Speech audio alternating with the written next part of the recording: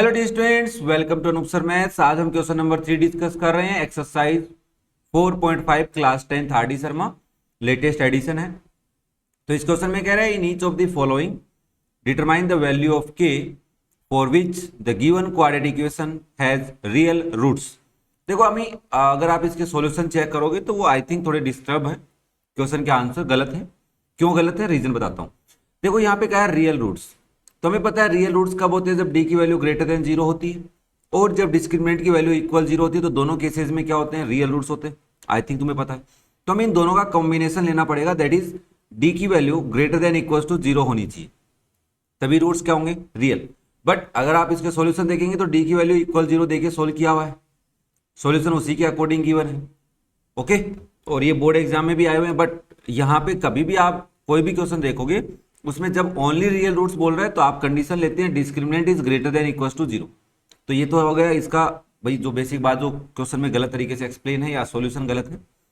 अब आप भी इसका कमेंट करके जवाब दे सकते हैं कि गलत क्यों है, आपको लगता है क्या सही है क्या। आप अपने टीचर से आज क्वेश्चन पूछें कि आर डी शर्मा की एक्सरसाइज 4.5 में क्वेश्चन नंबर 3 गिवन है, क्या उसके सॉल्यूशन गलत है। ठीक है ना, हो सकता है कि वो सही भी हो सकते हैं, गलत भी हो सकते हैं, बट मैं तुम्हें बता रहा हूं कि भाई साहब ये दिक्कत आ सकती है ना। अब बात करते हैं इसमें कैसे सोल्व करेंगे। तो हमने कहा सब सिंपल सा बात है, सबसे पहले ए की वैल्यू निकाल लो, 2 आ रही है। बी की वैल्यू क्या आ रही है बच्चा, के आ रही है। सी की वैल्यू क्या है यहाँ पे, 3 है। Discriminant greater than equal to zero है, मतलब बी स्क्वायर माइनस 4ac की value greater than equal to zero रखनी है कि नहीं रखनी। अब क्या करेंगे, वैल्यू पुट करेंगे, के स्क्वायर हो जाएगा माइनस 4 इंटू 2 इंटू 3 हो जाएगा greater than equal to zero. अब यहाँ पे देखो के स्क्वायर है, ठीक है, मुझे इसको स्क्वायर की टर्म में लिखना पड़ेगा। अगर आपने प्रीवियस वाली वीडियो नहीं देखी तो भाई साहब देखिए। तो हमने कहा कि सर हाँ 4 तो 2 का स्क्वायर होता है, तो मैं इसको लिख सकता हूँ माइनस 2 इंटू में अंडर रूट 6 का होल स्क्वायर। अब जिसको कम समझ में आया उसके लिए छोटी सी बात देखो भाई, 4 इंटू 2 इंटू 3 है, इसको मैं 4 2 8 8 3 24 लिख सकता हूँ। बट मुझे तो इसका किसी का स्क्वायर लिखना है, तो 24 डायरेक्ट तो किसी का स्क्वायर है नहीं, तो मैंने कहा इसको स्क्वायर लिखना है तो सब पे अंडर रूट लगा लो, सब पे क्या लगा लो, अंडर रूट, और इनका स्क्वायर हो गया। अब ये बेचारा तो बाहर आ गया तो ये 2 आ गया, किसका स्क्वायर है, 2 का, और ये दोनों अंदर रह गए तो अंडर रूट 6 लिख सकता हूँ। तो ये 2 अंडर रूट 6 का होल स्क्वायर। अरे मल्टीप्लाई को एक साथ लिखा जा सकता है ना। आई थिंक अब बात थोड़ी क्लियर हुई है। तो ये किसका स्क्वायर है भाई, 24, 2 रूट 6 का स्क्वायर है ना। क्या मैं इसको के माइनस 2 रूट 6 इंटू में के प्लस 2 रूट 6 लिख सकता हूँ, yes, greater than equal to zero. अब मुझे यहाँ पे के की वैल्यू समझनी पड़ेगी। तो वैसे तो पता है कि सर माइनस 2 रूट 6 हो सकती है, इससे बड़ी हो सकती है, छोटी हो सकती है, ये ऑब्वियसली छोटी होगी। नाउ नेक्स्ट, और 2 रूट 6 से छोटी। अगर ये कन्फ्यूजन आ रहा है तो सुनिए साहब कैसे होगा। अभी ये साइन लगाने सिखा रहा हूँ, ये गलत भी हो सकते हैं सही भी हो सकते हैं, कैसे ढूंढने हैं। कन्फ्यूजन यही तो आता है तुम्हारे दिमाग में कि किधर बड़ा होगा किधर छोटा होगा। देखो सीधी सी बात है, आपके पास नंबर लाइन है बच्चा, नंबर लाइन में दोनों नंबर्स ले लो, एक तो माइनस का 2 रूट 6 और एक प्लस का 2 रूट 6, और बीच में ले लो जीरो। इक्वल के लिए वैल्यू पुट करके देखो कैसे। अगर ये वैल्यू आप इसमें पुट करते हो तो ये वाली तो नेगेटिव हो जाएगी और ये वाली जीरो हो जाएगी। अरे प्लस नेगेटिव वैल्यू प्लस वाले के पास रखोगे जीरो हो जाएगी। तो ये वैल्यू सेटिस्फाई कर रही है, यस, इसका ओवरऑल प्रोडक्ट जीरो आएगा। नेगेटिव वैल्यू को जीरो से मल्टीप्लाई करेंगे जीरो आएगा सर, और जीरो क्या है, जीरो की इक्वल है, कंडीशन को सेटिस्फाई कर रहा है, तो ये वैल्यू रख सकते हैं। डॉट लगा लिया मैंने। क्या ये वैल्यू रख सकता हूँ, ये भी रख सकता हूँ। अब मैंने कहा इसके बीच में चेक करना है, तो मैंने कहा माइनस 2 रूट 6 2 से छोटा है माइनस 2 से, और यहाँ पे एक नंबर सोच लेता हूँ प्लस का 2 2 से बड़ा है, और यहाँ पे नंबर सोच लिया मैंने, मान लो -5 सोच लेता हूँ, या -3 रूट 6 सोच लेता हूँ। क्या सोच लेता हूँ, 3 रूट 6, क्योंकि मुझे इसकी अकॉर्डिंग कैलकुलेशन करनी है तो एक बार ये सोच लिया। और यहाँ पे एक नंबर ले लेता हूँ प्लस का 3 रूट 6। अब मैं चेक करूँगा कहाँ सेटिस्फाई हो रहा है। अगर मैं -3 रूट 6 यहाँ पे रखता हूँ तो ये माइनस में आएगा, ये भी माइनस में आएगा, प्लस बन जाएगा, तो ये वैल्यू रख सकता हूँ। ओहो, रख सकते हो, हाँ। फिर मैंने कहा 3 रूट 6 रख सकता हूँ क्या, मैंने कहा अगर मैं 3 रूट 6 यहाँ रखता हूँ, 3 रूट 6 यहाँ रखता हूँ, तो देखो ये प्लस में, ये भी प्लस में, ये वाली प्लस में आएगी ना, प्लस का अंडर रूट 6 आएगा, हाँ ये बात तो सही है, और ये प्लस का ही आएगा 5 रूट 6, तो ये वाली वैल्यू भी रख सकता हूँ। क्या मैं -2 लिख सकता हूँ, या -1 रूट 6 लिख सकते हो, ये ले लो। चलो यहाँ पे -2 और +2 की जगह माइनस अंडर रूट 6 और प्लस अंडर रूट 6 ले लो, ओबियसली छोटी है। तो अगर तुम -√6 यहाँ रखते हो तो नेगेटिव आएगा, यहाँ रखोगे तो पॉजिटिव आएगा, पॉजिटिव इंटू नेगेटिव, नेगेटिव। क्या नेगेटिव जीरो से बड़ा और बराबर हो सकता है? नहीं हो सकता, तो ये वैल्यू नहीं रख सकते, ये वैल्यू भी नहीं रख सकते। जीरो भाई इसके बीच की भी वैल्यू नहीं रख सकते ना, तो यहाँ से डॉट लगा और इधर चला गए, यहाँ से डॉट लगा और इधर चले गए। क्या बात समझ में आई? तो आपने कहा ठीक है सर, मतलब इससे छोटी वैल्यू रखनी है तो ये सिंबल लगेगा, और इससे बड़ी वैल्यू रखनी है तो ये सिंबल लगेगा, ये वाले नहीं लगेगी। ओके, आई थिंक ये बात समझ में आई। तो के की क्या वैल्यू है? के की वैल्यू है कि -2√6 से छोटी वैल्यूज, दूर जा रहा है छोटी आएंगी, और इससे बड़ी वैल्यूज, इससे क्या आएंगी? बड़ी वैल्यूज।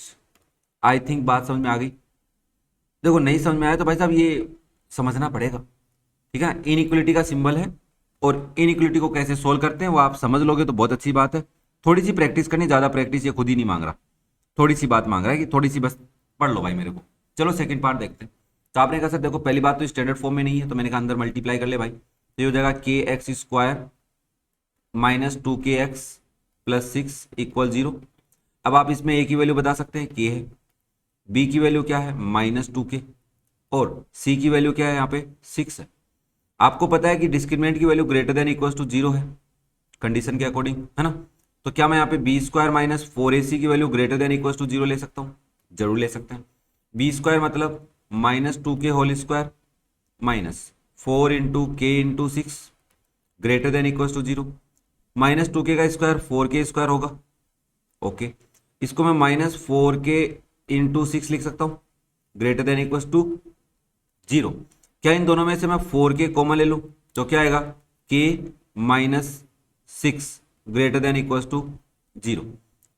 अब यहां पे इन दोनों का product greater than equal to 0 आना चाहिए। देखो अगर ये इक्वल वाला 0 होता ना, real and equal roots condition question given होता, तब तो बहुत आसान था। अभी थोड़ा सा मुश्किल हो रहा है कि k की क्या वैल्यू रखूं। देखो यहाँ पे दो कंडीशन प्रोडक्ट बना है, तो आप ये बोलेंगे ना 4k greater than equal to 0 और k - 6 greater than equal to 0, और इन दोनों का प्रोडक्ट भी क्या होना चाहिए?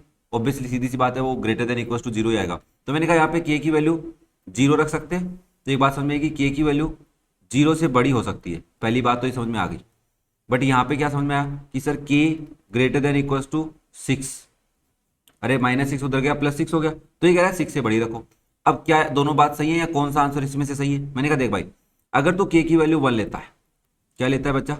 1, तो ये वैल्यू नेगेटिव बनेगी, ये वैल्यू पॉजिटिव रहेगी, बट ओवरऑल तो आंसर नेगेटिव में आएगा। ओहो, तो ओवरऑल हम इन दोनों से क्या कंक्लूजन पे निकले कि k की value greater than equal to क्या होनी चाहिए भाई? 6 होनी चाहिए। कि 6 से बड़ी कोई भी वैल्यू ले लो, 6 के इक्वल भी ले सकते हो, क्योंकि 6 रखोगे तो 6 - 6 0 हो जाएगा, 0 into something is 0, that is equal to 0। Okay, तो ओवरऑल आंसर क्या आ गया? ये आ गया।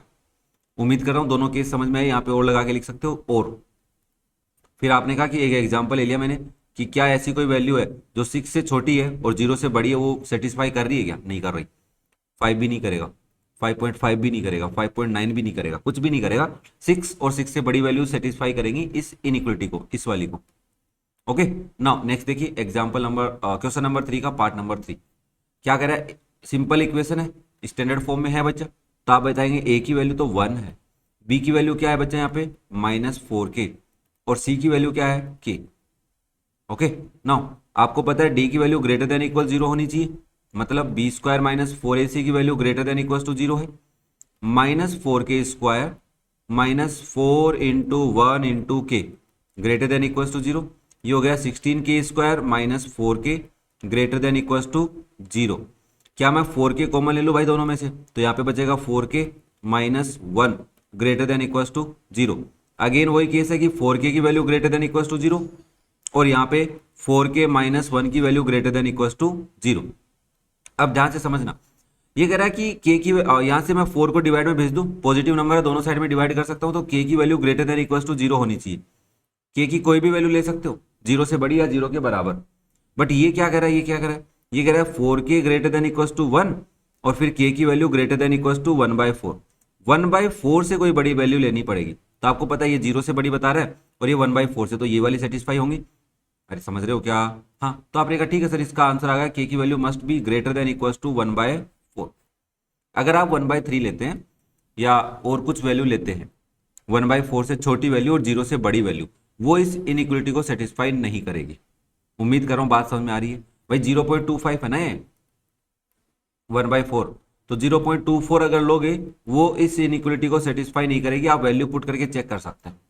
ओके, 0 से बड़ी बट 1/4 से छोटी, तो इसका आंसर आ गया 1/4, के की value greater than equal to 1/4।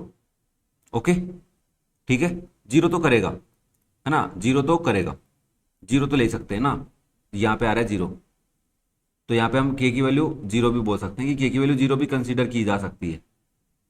Same बात इसमें भी बोल सकते हैं क्या, फिर चेक करो सर, इसमें भी बोला जा सकता है क्योंकि जीरो भी सेटिस्फाई कर रहा है, तो यहाँ पे एंड के जीरो, ये बात भी ध्यान रखना, जीरो भी सेटिस्फाई कर रहा है, 6 से बड़ी होनी चाहिए, इक्वल होनी चाहिए, पर जीरो भी सेटिस्फाई कर रहा है क्योंकि ये जीरो आ रहा है ना, इसमें प्रोडक्ट जीरो बना देगा। ओके, ये बात दिमाग में रखनी भाई। Now next, again standard form में नहीं है, मुझे तो नहीं लग रहा, तुम्हें लग रहा है तो अलग बात है। तो आपने कहा क्या करें, मैंने कहा इस के एक्स को इस ब्रैकेट से मल्टीप्लाई, तो के एक्स एक्स से मल्टीप्लाई हुआ तो के एक्स स्क्वायर हो गया, फिर के एक्स -2√5 से मल्टीप्लाई हुआ तो ये हो गया 2√5 के एक्स प्लस 10 इक्वल 0। नाउ ए की वैल्यू क्या है के, बी की वैल्यू क्या है -2√5 इंटू के, एंड सी की वैल्यू क्या है बचा 10। आपको पता है डी की वैल्यू ग्रेटर देन इक्वल 0 होनी चाहिए, मतलब b² - 4ac की value greater than equal to 0 होनी चाहिए, ये बात भी समझ में आ रही होगी। ओके, नाउ b क्या है बच्चा -2√5 इंटू के होल स्क्वायर माइनस 4 इंटू ए की वैल्यू k है और c की वैल्यू 10 है, ग्रेटर देन इक्वल टू 0। यहाँ पे आ गया देखो 2√5 का स्क्वायर, 2 का स्क्वायर 4, √5 का 5, तो ये हो गया 20 के स्क्वायर माइनस 20 के ग्रेटर देन इक्वल टू 0।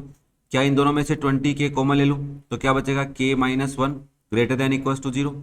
अब यहाँ पे देखो 20 के ग्रेटर देन इक्वल टू 0 होना चाहिए, दूसरी बात k -1 greater than equal to 0 होना चाहिए, तो ये कह रहा है कि k की value greater than equal to 0 ले लो, यही कह रहा है, अरे 20 डिवाइड में चला गया, 0 की डिवाइड में 20 डालोगे तो 0 आएगा। ओके, और ये क्या कह रहा है k की value greater than equal to 1 होनी चाहिए, तो हमने कहा ठीक है, इन दोनों से एक बात समझ में आई कि k की वैल्यू 0 पॉसिबल है, पॉसिबल है क्या, नहीं है, ये अब की बार पॉसिबल नहीं है। क्यों नहीं है, क्योंकि अगर आप यहाँ पे k की वैल्यू 0 रखते हैं तो एक्स स्क्वायर की टर्म गायब हो जाएगी। ओ हो, ये बात तो समझनी है, बट ये क्या कह रहा है k की वैल्यू 1 से बड़ी कोई भी वैल्यू ले सकते हो, 1 भी ले सकते हो। मैंने कहा ठीक है, ये इसका आंसर है, k की वैल्यू क्या होनी चाहिए, ग्रेटर देन 1 होनी चाहिए और इक्वल्स टू 1 होनी चाहिए। आई थिंक ये बात समझ में आ रही है, तभी आपकी इक्वेशन कैसे रूट्स देगी, रियल रूट्स गिवन करेगी। ओके, उम्मीद कर रहा हूं यहां तक किसी को कोई डाउट नहीं है, फिर भी अगर कोई डाउट हो बच्चा तो प्यारा सा एक कमेंट करके पूछ लो विथ टाइम स्लॉट। ये थोड़ी सी आपसे रिक्वेस्ट है कि टाइम स्लॉट के साथ कमेंट करके पूछें भाई, ओके, जिससे मैं तुम्हें सटीक आंसर बता पाऊं जो आप पूछना चाहते हैं। ओके, प्यार से बता रहा हूं, आराम से, कोई दिक्कत नहीं आनी चाहिए। वीडियो पसंद आ रहे हो तो लाइक करें, दोस्तों के साथ शेयर करें, चैनल को सब्सक्राइब करें भाई। चलो फिर बात करते हैं फिफ्थ पार्ट की। क्या करूंगा सबसे पहले, आपने कहा को देख के फील नहीं हो रहा, मैंने कहा क्यों, क्योंकि ये क्वाड्रेटिक इक्वेशन नहीं है। ओके, तो क्या करना पड़ेगा, इसको थोड़ा सिंप्लीफाई करना पड़ेगा, के एक्स को एक्स से मल्टीप्लाई करो -3 से, तो क्या मैं इसको के एक्स स्क्वायर -3 के एक्स प्लस 9 इक्वल 0 लिख सकता हूं। अब बताइए ए की वैल्यू क्या है, के है, बी की वैल्यू क्या है -3 के, सी की वैल्यू क्या है 9 है। आपको पता है डी की वैल्यू क्या होनी चाहिए, ग्रेटर देन इक्वल्स टू 0, मतलब b² - 4ac की value greater than equals to 0। आप कहेंगे -3 k whole square minus 4 into k into 9 greater than equals to 0। -3 के का स्क्वायर क्या मैं 9 के स्क्वायर लिख सकता हूं, और इसको मैं 4 इंटू के इंटू 9 ही लिख लेता हूं एक बार। अब क्या मैं 9 के कॉमन ले सकता हूं भाई, तो यहां पे क्या बचेगा ओनली के, माइनस यहां पे क्या बचेगा 9 के बाहर चला गया तो only 4 greater than equals to 0। Okay, now आप कहेंगे देखिए सर 9 के की value greater than equals to 0 है और के -4 की value greater than equals to 0, क्या मैं यहां से के की value greater than equals to 0 लिख सकता हूं। ओके, क्या यहां से, ध्यान से देखना, के की value greater than equals to 4 लिख सकता हूं। अब आपने कहा देखो सर 0 तो इसको सेटिस्फाई कर रहा है, मैंने कहा हाँ 0 सेटिस्फाई कर रहा है, और k की value greater than equals to 4 भी सेटिस्फाई कर रहा है, क्या मैं ये वैल्यू ले सकता हूं।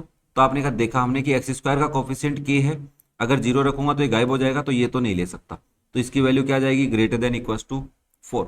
k की वैल्यू क्या हो जानी चाहिए ग्रेटर देन इक्वल्स टू 4 हो जानी चाहिए। नेक्स्ट लास्ट सिक्स्थ पार्ट, नहीं हाँ साल लास्ट ही है, 4x² प्लस kx प्लस 3।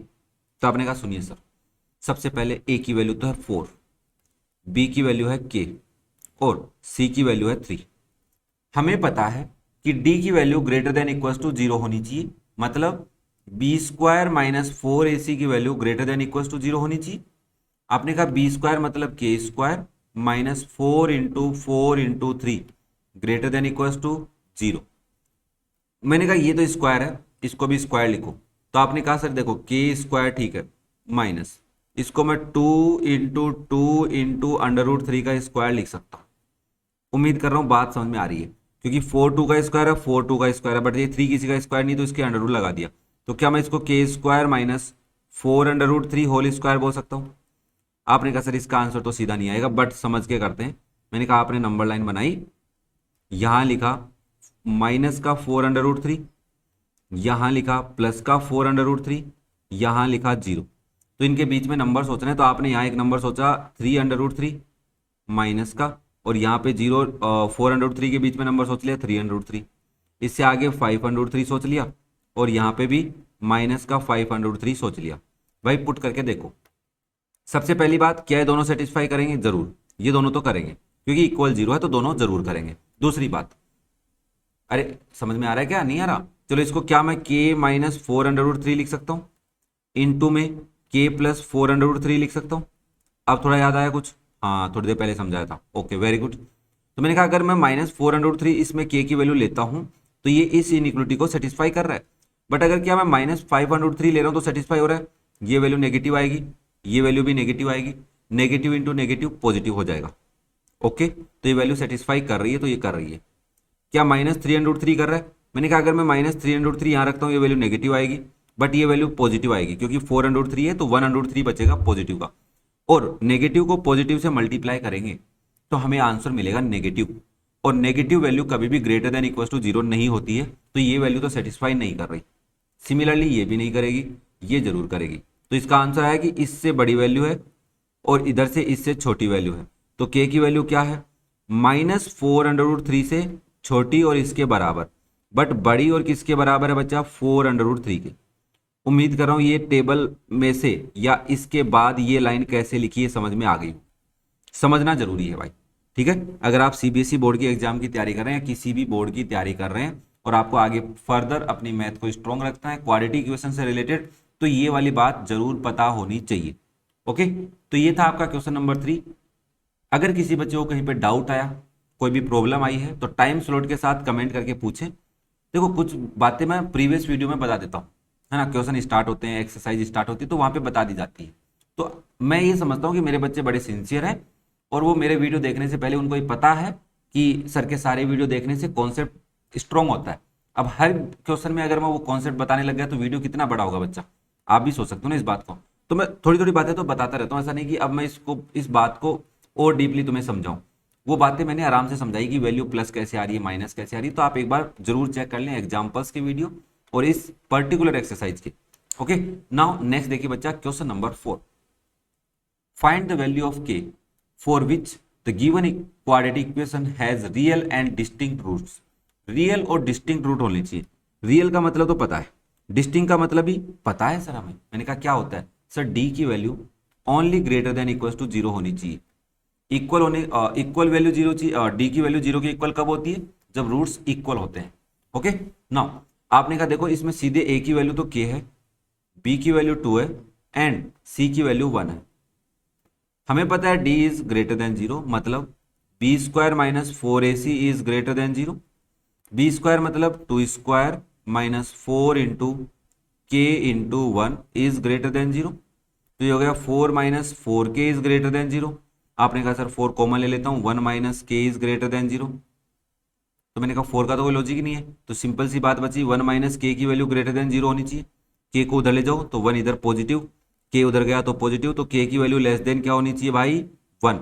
1 से छोटी कोई भी k की वैल्यू यहाँ रख दीजिए, 1 से छोटी कोई भी k की वैल्यू यहाँ रख दीजिए। क्या इसको मैं ऐसे लिख सकता हूँ भाई, k की वैल्यू लेस देन 1 आ रही है? यस, बात एक ही, दोनों का मतलब एक ही है। तो k की वैल्यू कोई भी लेस देन 1 ले लो, जो इसको क्या करेगी भाई? सेटिस्फाई करेगी। उम्मीद कर रहा हूं बात समझ में आ गई। ओके, नाउ नेक्स्ट अगेन आपने कहा सर देखो ए की वैल्यू तो 4 के है, बी की वैल्यू 6 है और सी की वैल्यू 1 है। मैंने कहा ठीक है भाई। अब तो आपने कहा देखो हमें पता है डी की वैल्यू ग्रेटर देन 0 होनी चाहिए, तो इसका मतलब बी स्क्वायर माइनस 4ac की वैल्यू ग्रेटर देन 0 होगी कि नहीं होगी भाई? आपने कहा जरूर होगी। मैंने कहा ठीक है। क्या मैं बी की वैल्यू 6 रख सकता हूं? तो 6 स्क्वायर माइनस 4 इंटू ए की वैल्यू के, सी की value 1 greater then 0। 6 square is 36 minus 4k is greater then 0। अब तुम कॉमन लेना चाहो ले सकते हो, अदरवाइज सीधा सोल्व कर लो। 36 इज ग्रेटर देन 4k। अब मुझे यहां से k की वैल्यू निकालनी है, 4 डिवाइड में आएगा तो 36 divide by 4 is greater then k। तो यहाँ पे आ गया 9 इज ग्रेटर देन k। मुझे k की पॉइंट ऑफ व्यू से बात करनी है, तो क्या मैं ऐसा बोल सकता हूं कि k की वैल्यू लेस देन 9 है? अरे k की वैल्यू क्या लिख सकता हूं बच्चा? Less than 9। अगर आपने 8 ले ली तो क्या इसके अंदर सेटिस्फाई होगा? नहीं होगा। ये बात याद रखना, डिस्टिंक्ट रूट्स नहीं आएंगे। ओके, तो k की वैल्यू क्या होनी चाहिए? Less than 9। Next question number 5, for what value of k this complete expression is a perfect square. बड़ा ही प्यारा क्वेश्चन है। देखो अगर आपके पास एक इक्वेशन है जिसको x माइनस 4 स्क्वायर में लिख दूं तो एक कंप्लीट एक्सप्रेशन है। अगर मैं इसको सोल्व करूं तो x square plus 16 minus 8k आएगा।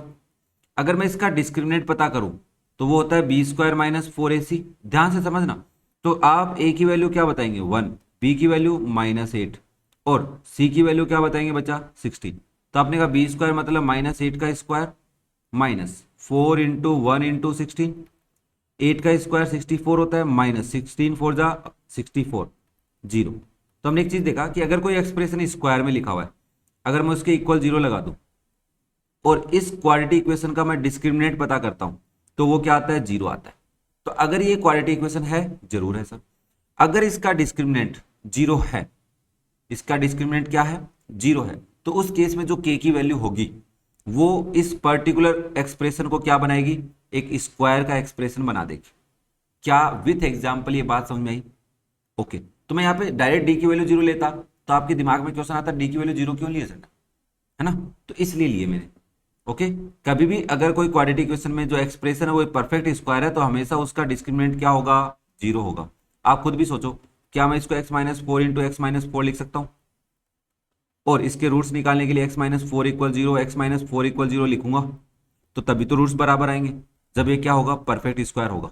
ओके, ये बात दिमाग में रखनी है। इससे रिलेटेड छोटा क्वेश्चन भी बन सकता है MCQ। तो आपने कहा ठीक है सर, ओवरऑल बात समझ में आ गई। मैंने कहा चलो भाई, क्या मैं इसमें a की वैल्यू 4 माइनस k बोल सकता हूँ?